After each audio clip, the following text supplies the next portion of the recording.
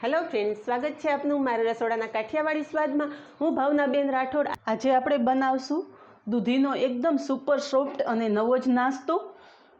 જે લોકોને દૂધી ખાવી પસંદ ન હોય તે પણ આ નાસ્તો હોંશે હોંશે ખાશે, એટલો સ્વાદિષ્ટ અને સોફ્ટ બને છે। તો વિડીયો પૂરેપૂરો જોજો અને વિડીયો પસંદ આવે તો વિડીયોને લાઇક, શેર અને સબસ્ક્રાઈબ કરી પાસે રહેલું બેલ પ્રેસ કરો, જેથી આવનારા નવા વિડીયો સૌથી પહેલાં આપને મળે।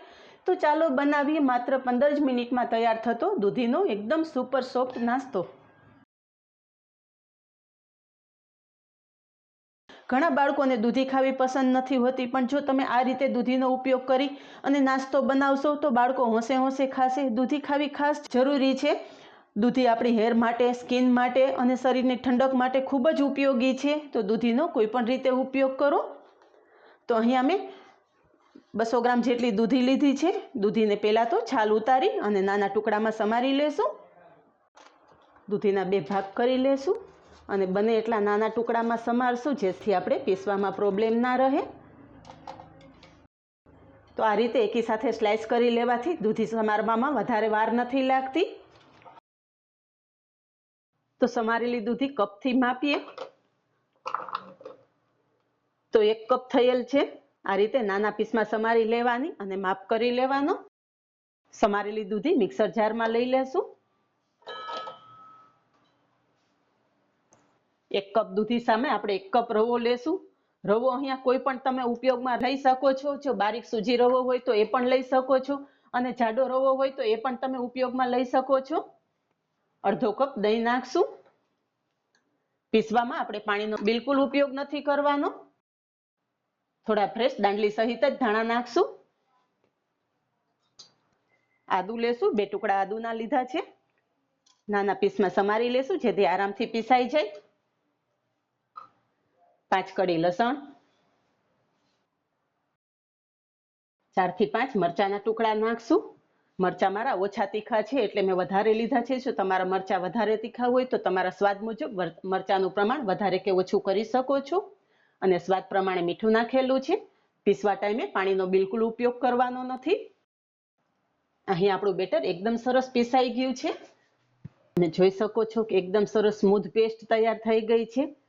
એટલે દૂધી બને એટલી બારીક સમારવાની, જેથી દૂધી એકદમ સરસ પીસાઈ જાય। તો પીસેલું બેટર એક મિક્સિંગ બાઉલમાં કાઢી લેશું।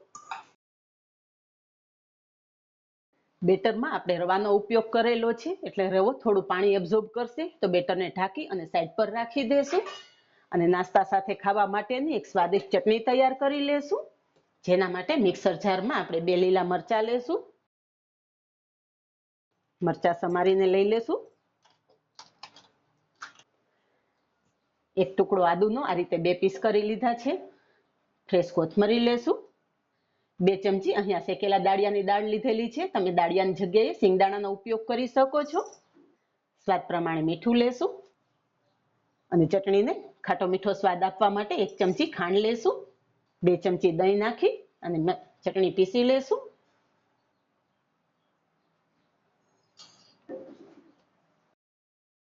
ચટણી એકદમ સરસ પીસાઈ ગઈ છે। તો પીસેલી ચટણી એક બાઉલમાં લઈ લેશું। તો તૈયાર થયેલી ચટણી સાઈડ પર રાખી દેશું અને નાસ્તા માટેનો એક સ્પેશિયલ વઘાર તૈયાર કરી લેશું। વઘાર માટે અહીંયા ગેસ ઉપર કડાઈ મૂકેલી છે। 2 ચમચી જેટલું તેલ નાખશું। તેલ ગરમ થતાં અડધી ચમચી જીરું અને અડધી ચમચી રાઈ નાખશું। રાઈ જીરું કકડે છે એની સાથે જ 1 ચમચી ચણાની દાળ નાખશું। ગેસની ફ્લેમ ધીમી રાખીને જ આ વઘાર તૈયાર કરવાનો છે। ચણાની દાળ તેલમાં સારી રીતે સાંતળી લેશું અને સાથે 1 ચમચી અડદની દાળ પણ લેશું। અડદની દાળ પણ તેલમાં સારી રીતે સાંતળી લેશું। ફ્રેન્ડ્સ, આ નાસ્તો સ્વાદિષ્ટ તો થાય જ છે, સાથે હેલ્ધી પણ એટલો થાય છે। તો ચણાની દાળ અને અડદની દાળ બંને તેલમાં સારી રીતે સંતળાઈ ગઈ છે। બારીક સમારેલા મીઠા લીમડાના પાન નાખશું અને નાસ્તો વધારે સ્વાદિષ્ટ અને હેલ્ધી બનાવવા માટે અહીંયા 8 થી 10 કિસમિસ લીધેલી છે। કિસમિસ અને સાથે કાજુ પણ લેશું। તો 4 થી 5 કાજુના ટુકડા કરી લીધા છે। તો કાજુ અને કિસમિસ નાખવા ટોટલી ઓપ્શનલ છે। આ રીતે કાજુ અને દ્રાક્ષ નાખેલો નાસ્તો હશે તો બાળકોને નાસ્તો ખાવાની પણ વધારે મજા આવશે અને સાથે હેલ્ધી પણ બનશે। 1 ચમચી વરિયાળી લીધી છે, વરિયાળી પણ સાથે નાખી દેશું એટલે વરિયાળીની એકદમ સરસ ફ્લેવર આપણા નાસ્તામાં આવી જાય. તો આ વઘાર ગેસની ફ્લેમ એકદમ ધીમી રાખીને તૈયાર કરવાનો છે. વઘારમાં નાખેલી કોઈ પણ વસ્તુ બળવી ના જોઈએ એનું ખાસ ધ્યાન રાખવાનું. અહીં આપણો વઘાર એકદમ સરસ તૈયાર થઈ ગયો છે. ગેસની ફ્લેમ બંધ કરી દેશું.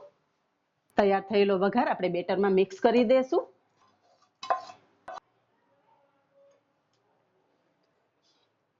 હવે આપણો નાસ્તો એકદમ સોફ્ટ બને એના માટે આપણે એનો ફ્રૂટ સોલ્ટ નાખશું. ઇનોની જગ્યાએ તમે સોડા નાખી શકો છો.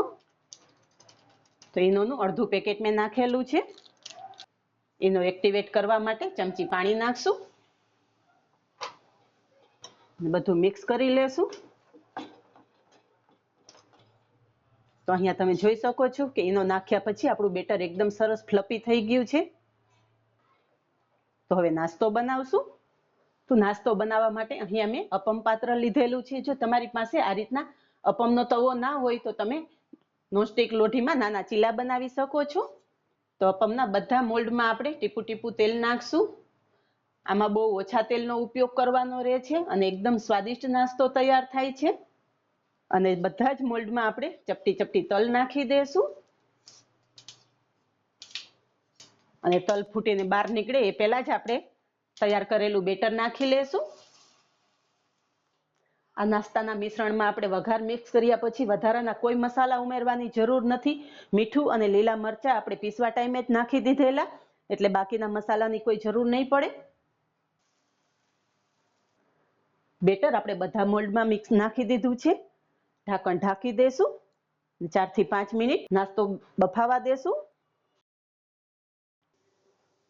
અહીંયા આપણા અપમ એક બાજુ ડ્રાય થઈ ગયા છે તો પલટાવી લેશું.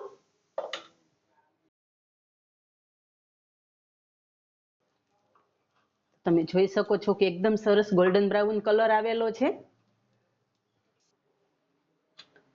બધા જ અપમ પલટાવી લીધા છે. પાછું ઢાંકણ ઢાંકી દેશું અને બીજી બાજુ પણ આ રીતે જ ગોલ્ડન બ્રાઉન થવા દેશું.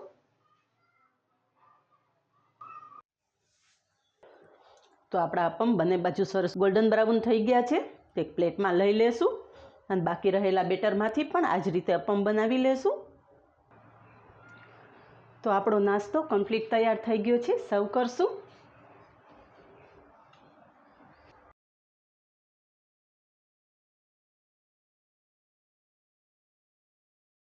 જોતા જ મોઢામાં પાણી આવી જાય એવો સુપર સોફ્ટ નાસ્તો તૈયાર થયેલો છે. અંદર તમે જાળી જોઈ શકો છો એકદમ સોફ્ટ તૈયાર થયેલો છે અને સાથે આપણે તૈયાર કરેલી ગ્રીન ચટણી પણ સર્વ કરેલી છે.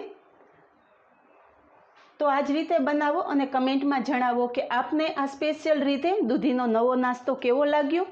આજે બસ આટલું જ. મળીએ નેક્સ્ટ વિડીયોમાં. ત્યાં સુધી બાય. Thank you.